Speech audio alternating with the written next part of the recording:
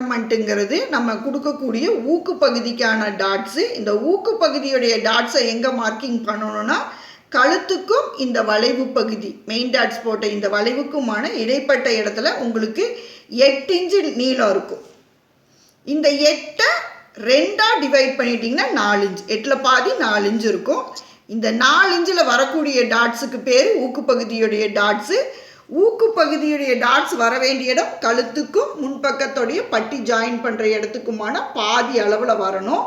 இங்கே வைக்க வேண்டிய நீளம்னு பார்த்துட்டிங்கன்னா 3.5 இன்ச்சு நீளம் வச்சுருக்கோம். இதோடைய நீளம் 3.5, இங்கேருந்து இது வரைக்கும் 3.5 இன்ச்சு வைங்க.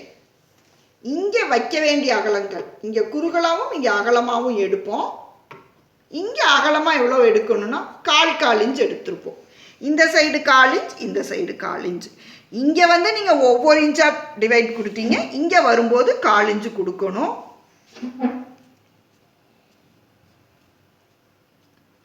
எப்பவுமே இந்த டாட்ஸ் வந்து நல்லா ஷார்ப்பாக கொடுத்து பழகுங்க. இங்கே நல்லா அகலமாக கொடுத்துட்டு இந்த முடிகிற இடத்துல நல்லா ஷார்ப் கொடுத்துருங்க. இப்போ இந்த ரெண்டையும் தான் நீங்கள் சேர்த்து அடிக்கிற மாதிரி இருக்கும். மெயின் டாட்ஸ், ஊக்கு டாட்ஸ், அதுக்கு அடுத்து வரக்கூடியது ஆம்கோல் டாட்ஸ்.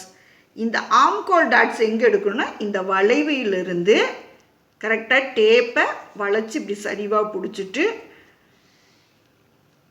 கஸ்டமருடைய பிரஸ்ட் சைஸஸுக்கு ஏற்ற மாதிரி தான் இந்த ஒரு டாட்ஸை நீங்கள் எப்பவுமே மார்க்கிங் கொடுக்குற மாதிரி இருக்கணும்.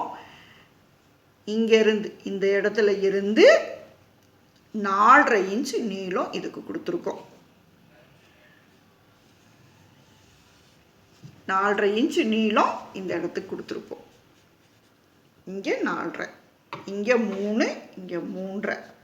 அப்போ நீங்கள் 1/2 இன்ச் சேர்த்துற மாதிரி இருக்கும். இந்த இடத்துல இங்கே இருந்து தொடங்கி இங்கே வரைக்கும் இந்த இடத்த ஒரு டாட்ஸ் கொடுத்துருங்க.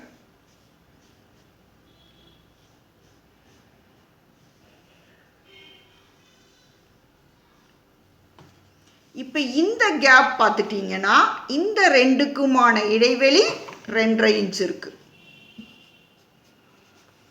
இந்த ரெண்டு பகுதிக்குமான இடைவெளி 3 இன்ச் இருக்கும்.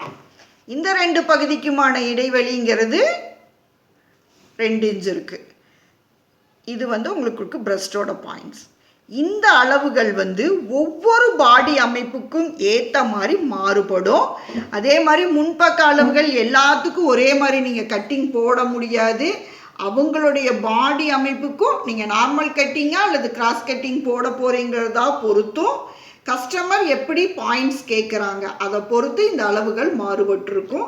நான் கொடுக்கக்கூடிய அடுத்தடுத்த வீடியோஸில் ஒவ்வொரு பாடி அமைப்புக்கும் எவ்வளவு வேரியேஷன் போடணுங்கிற ஒவ்வொரு அளவுகளையும் அடுத்தடுத்த வீடியோவில் அப்டேட் கொடுத்துட்ருக்கேன்.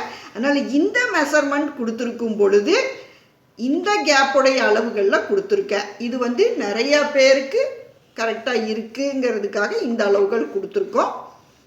இதுவே வந்து இன்னும் வேறு மாதிரி கேட்பாங்க, கொஞ்சம் சைஸஸ் வந்து ஷேப் வேணும், கொஞ்சம் மாறுபட்டு வேணும்னா அடுத்த வீடியோவில் அதை பற்றின அப்டேட்ஸ் கொடுத்துருக்கேன். இதை மறுபடியும் இன்னொரு டைம் எக்ஸ்பிளைன் பண்ணுறேன். நீளம் 15.5 இன்ச், அகலம் வந்து 10 இன்ச்சு வச்சுக்கிட்டு அதில் கழுத்து நீளம் 2.5, ஷோல்டருக்கு 3.25 வைக்கிறோம். அந்த 3.25 இருந்து தான் நீங்கள் மெயின் டாட்ஸ் கொடுக்குறீங்க. கழுத்து முடிகிற இடத்துக்கும் வளைவுக்கும் இடையில் ஊக்குப்பட்டியுடைய டாட்ஸ் இருக்கும். நீங்கள் ஆம்கோல் நீளமும் முதுககலமும் கொடுத்த இடத்துல ஆம்கோலுடைய டாட்ஸ் கொடுக்கணும். ஒரு ப்ளவுஸுக்கான இந்த 3 டாட்ஸ் தான் கப் பாயிண்ட்டை வடிவமைக்கக்கூடியது. கஸ்டமர் நிறைய பேர் கேட்குறது கப் பாயிண்ட்டு சரியாக வரலை அப்படின்னு. கப் பாயிண்ட்டு வெட்டி நீங்கள் இந்த டாட்ஸ் பிடிச்சதுக்கப்புறம் தான் பெல்ட் பட்டியுடைய பீஸை நீங்கள் கட் பண்ணணும். ஏன்னா இதில் இருந்து 2 இன்ச்சு குறைச்சி தான் நீங்கள் பெல்ட் பட்டி வெட்டணும். அதனால் இந்த அளவுகளை நீங்கள் மார்க்கிங் பண்ணுங்கள். இந்த ப்ளவுஸ் 34 சைஸஸோடைய ஃப்ரண்ட் பக்க மெஷர்மெண்ட்ஸ். அதனால் இதை யூஸ்ஃபுல்லாக இருக்குதுன்னா ஒரு டயக்ராம் போட்டு ஒரு பேப்பர் கட்டிங் அல்லது கிளாத் கட்டிங் போட்டு பழகுங்க. இதுக்கு அடுத்த வீடியோட இதோடைய அடுத்த சைஸஸையும் பேக் சைஸஸோடைய அடுத்த பார்ட்டு இதோடைய செகண்ட் வீடியோவாக இருக்கும். தேங்க்ஸ் ஃபார் வாட்சிங்.